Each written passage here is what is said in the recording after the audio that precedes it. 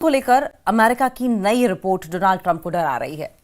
Iran ने ऐलान कर दिया है कि उसकी मिसाइल पावर दोगुनी हो चुकी है, दोगुनी की जा चुकी है और अब वो नई जंग लड़ने के लिए तैयार है।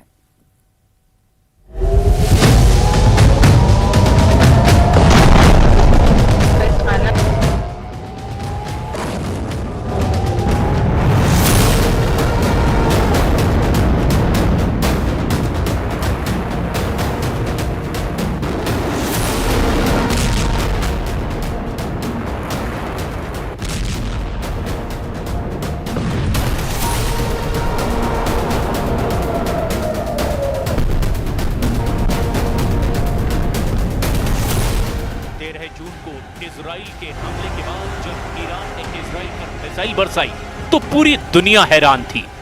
ईरान मिसाइल अटैक का हर रिकॉर्ड तोड़ रहा था।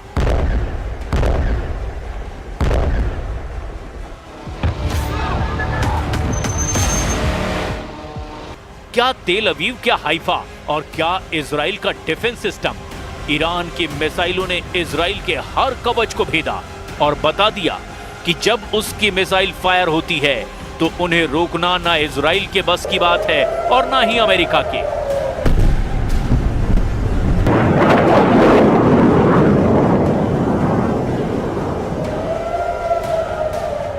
बारह दिन तक ईरान के गुस्से को पूरी दुनिया ने देखा और अब इन्हीं हमलों से सीखते हुए ईरान ने एक बड़ा ऐलान किया है।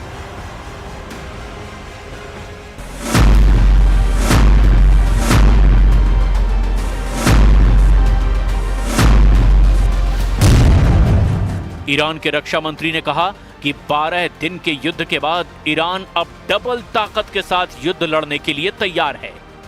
अजीज नासिर जादेह के मुताबिक ईरान की मिसाइल पावर 2 गुना बढ़ा दी गई है। ईरान को लेकर बड़ी खबर इजराइल के मीडिया में भी छप रही है।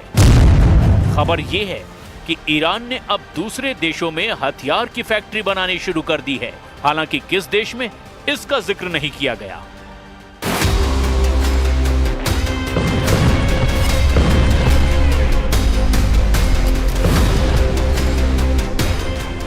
ऐसा इसीलिए क्योंकि 13 जून को जब इजराइल ने ईरान पर हमले से युद्ध की शुरुआत की, तब इजराइल की एयरफोर्स ने ईरान के कई हथियार फैक्ट्रियों को टारगेट किया। अपने सर्वोच्च नेता खामनेई के ऑर्डर पर ईरान अब ऐसा खतरा और नहीं उठाना चाहता।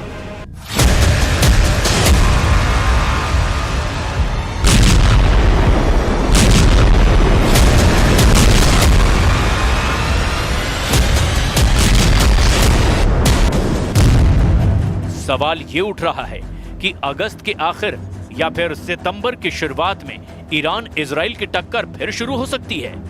एक तरफ नेतन्याहू गाजा पर चढ़ाई करने जा रहे हैं तो दूसरी तरफ ईरान खुद को नए युद्ध के लिए तैयार कर चुका है। ईरान के रक्षा मंत्री अजीज नासिर जादेह ने कहा कि अब ईरान के पास और घातक मिसाइल आ चुकी है। अगर इजराइल ने फिर हमला किया तो नई मिसाइल इस्तेमाल की जाएंगी।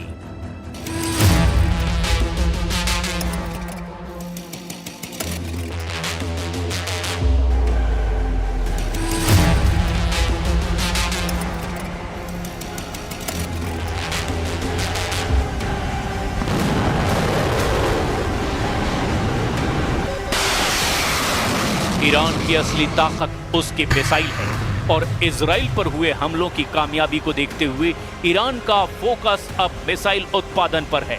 लेकिन साथ में ईरान ने अपने एयर डिफेंस को मजबूत बनाना भी शुरू कर दिया है, क्योंकि जून में हुई जंग के शुरुआती दौर में इजराइल की एयरफोर्स ने अपनी ताकत दिखाई थी और ईरान के ज्यादातर एयर डिफेंस वाले अड्डों को तबाह कर दिया था। इसीलिए ईरान ने अब नए युद्ध की तैयारी के तौर पर अपनी ड्रोन और मिसाइल फैक्ट्री, अपने परमाणु अड्डों और अपने रडार अड्डों को बचाने का काम शुरू कर दिया है। इसके लिए इन सभी ठिकानों को बेहतर डिफेंस सिस्टम से लैस किया जा रहा है ताकि इजराइल अगली बार हमला करे तो ऐसे ठिकानों को बचा लिया जाए।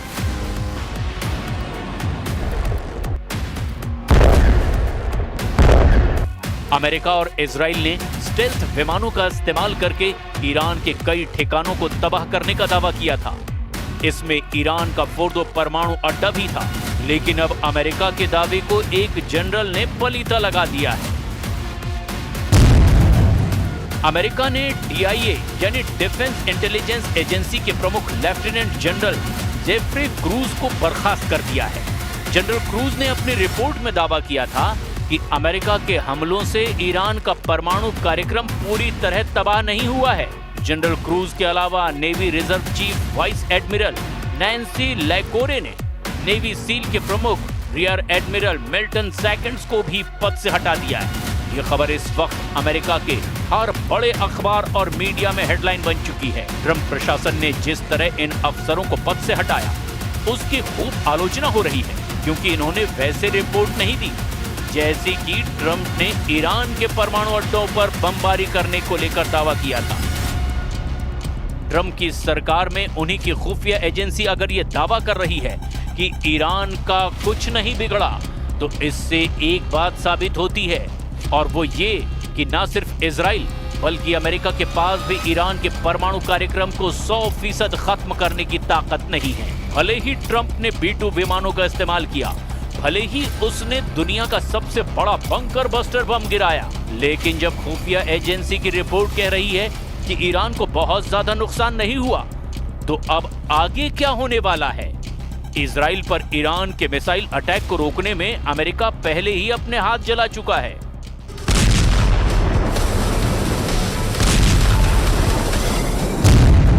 रिपोर्ट है कि इजराइल को ईरान से बचाने के लिए अमेरिका ने जब अपना सबसे बेहतरीन मिसाइल डिफेंस सिस्टम थाड एक्टिव किया, तो ईरान की मिसाइलों को रोकने में थाड का 20% मिसाइल स्टॉक खत्म हो गया। यानी अमेरिका ने जिस मिसाइल डिफेंस सिस्टम को रूस और चीन से बचने के लिए तैयार किया, उसकी 20% मिसाइल तो सिर्फ ईरान को रोकने में इस्तेमाल करनी पड़ी।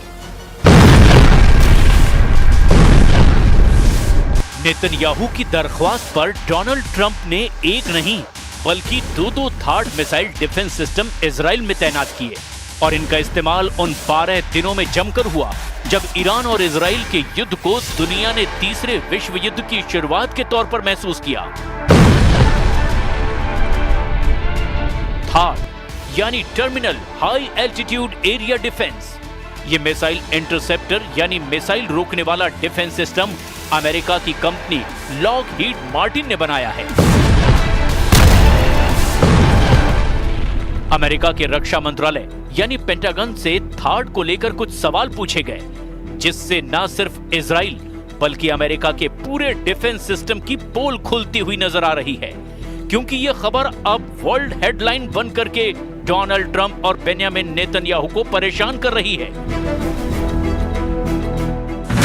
हर जगह छप चुका है कि ईरान की आधुनिक बैलिस्टिक मिसाइलों को रोकने में अमेरिका के थाड सिस्टम को बड़ा झटका लगा है। सिर्फ 12 दिनों में उसका 20% स्टॉक खत्म हो गया है। अब अमेरिका को अपना स्टॉक भरने में 8 साल का वक्त लग सकता है। थाड के इस मिसाइल इंटरसेप्टर की कीमत 106 करोड़ रुपए बताई जाती है।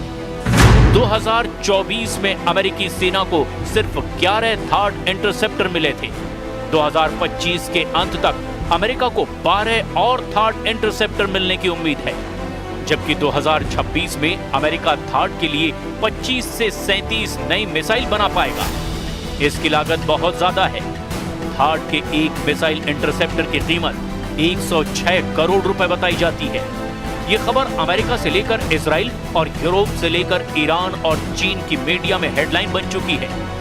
जाहिर है इस खबर ने पेंटागन में हड़कंप मचा दिया है। 12 दिन के युद्ध के दौरान ही अमेरिका ने थाड की इतनी मिसाइल जाया कर दी, जिसके उत्पादन करने में उसे कई साल लग जाएंगे।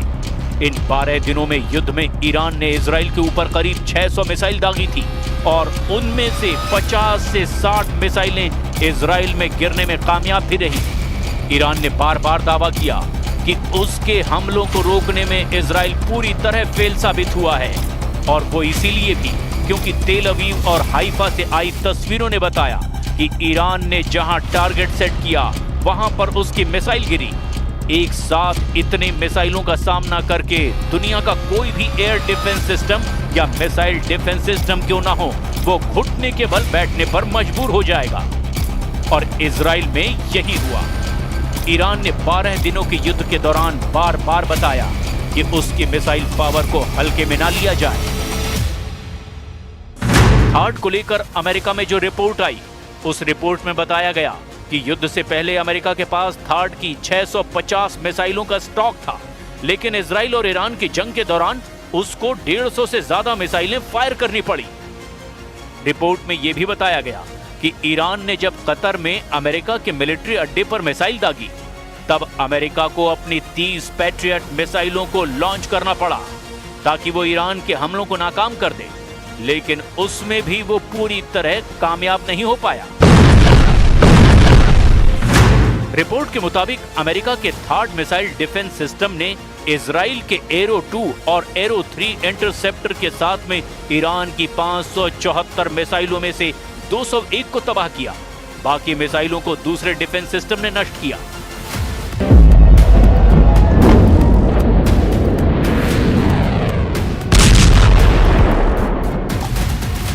ईरान की मिसाइल पूरी तरह फेल नहीं हुई, इसकी गवाही तो तेल अवीव और हाइफा में हुई तबाही भी दे रहे हैं। इसीलिए ये कहा जा रहा है कि थार्ड या एरो पूरी तरह कामयाब रहे, ये सरासर गलत है, क्योंकि तेल अवीव के बीचों बीच ईरान की मिसाइल गिरी है, जबकि ईरान का दावा है कि उसने इजराइल के सीक्रेट अड्डे नेवातीम एयरबेस को भी टारगेट बनाया।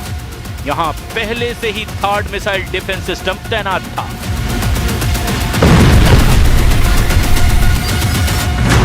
थार्ड 200 किलोमीटर की दूरी तक दुश्मन के किसी भी मिसाइल को मार सकता है। ये 150 किलोमीटर की ऊंचाई तक किसी भी मिसाइल को इंटरसेप्ट कर सकता है। अमेरिका के पास थार्ड की 7 बैटरियां हैं। एक बैटरी में 6 ट्रक माउंटेड लॉन्चर होते हैं। दुश्मन की मिसाइल को रोकने के लिए ये थार्ड सिस्टम के एक लॉन्चर से एक बार में 8 मिसाइल दागी जा सकती है, यानी पूरी बैटरी में कुल 48 इंटरसेप्टर मिसाइल होती हैं। इसे ऑपरेट करने के लिए 95 सैनिकों की जरूरत होती है।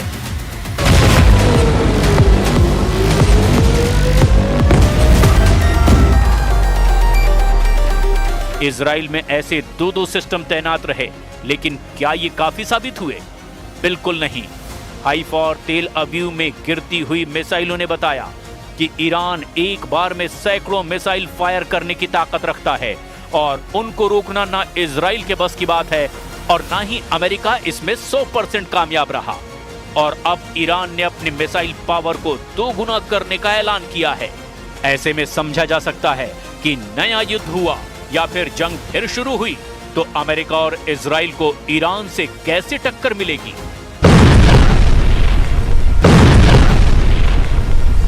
गाजा में अपने 60,000 सैनिकों को लेकर आगे बढ़ रहे नेतन्याहू को अब ईरान से नई चुनौती मिलती नजर आ रही है। लेकिन ईरान ने जो वीडियो जारी किया है उसके टारगेट पर अमेरिका हो सकता है।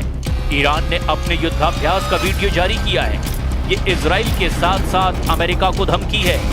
जून के महीने में इजराइल से युद्ध के बाद ईरान की सेना ने अपना युद्धाभ्यास किया है। भारत की खाड़ी में ईरान ने अपनी क्रूज मिसाइल और ड्रोन वाली पावर दिखाई है।